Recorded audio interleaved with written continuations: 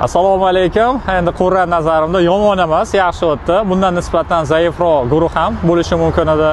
Lekin boshqa tomondan qarasak, qiyinroq ham bo'lishi mumkin. Nazarimda yomon emas. 10 balldan gapiradigan bo'lsak, 6,5 ball qo'yargan bo'lardim.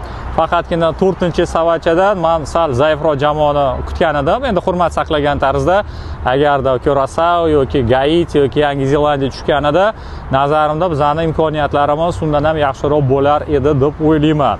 Atak savolingizga javob yomon emas. Endi jahon chempionatida kim nima desa, har xil fikrlar bor, turli fikrlar bor. Nazarimda esa deyarli o'sha zaif raqiblar bo'lmaydi, qolmagan. Shuning uchun har bitta o'yinda nazarimda har bir terma o'zini yaxshi tomondan faqat ko'rsatishga harakat qiladi.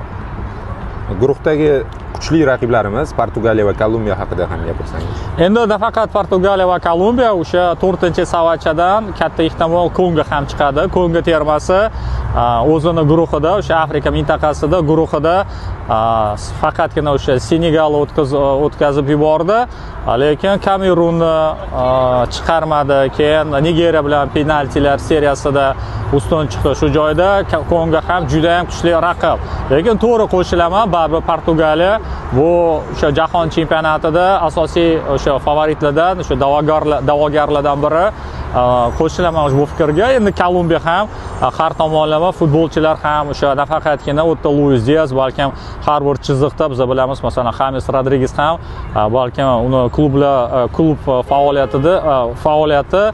klubdagi faoliyati va termadagi faoliyati bu o'sha har xilda faoliyat, ya'ni termada o'zini har doim yaxshi ko'rsatadi.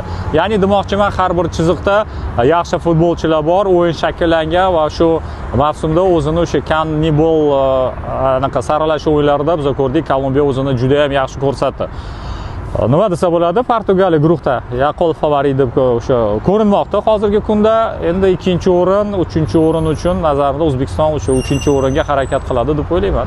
Bizning imkoniyatlarimiz haqida gapiradigan bo'lsak, nazarimda bizning guruhimizda Portugaliya 1-o'ringa asosiy da'vogar, 2-o'ringa o'sha balkim ko'proq kattaroq ehtimol bu Kolumbiya bo'ladi. O'zbekiston 3-o'rindan xudo xolasa, men endi matematika qilib o'sha qog'ozda hisoblab chiqdim. 3 yoki 4 ochkoni to'plasak, o'zi qog'ozda 4 ochko deb o'ylayman. Eng yaxshi 3-o'rinni egallagan o'sha termalar anaqasiga ro'yxatiga kirib 3-o'rindan chiqamiz deb o'ylayman. Ya'ni 4-savachadan chiqqan jamoani inshaalloh yutamiz deb o'ylayman. Kolumbiya bilan durang bo'ladi deb o'ylayman.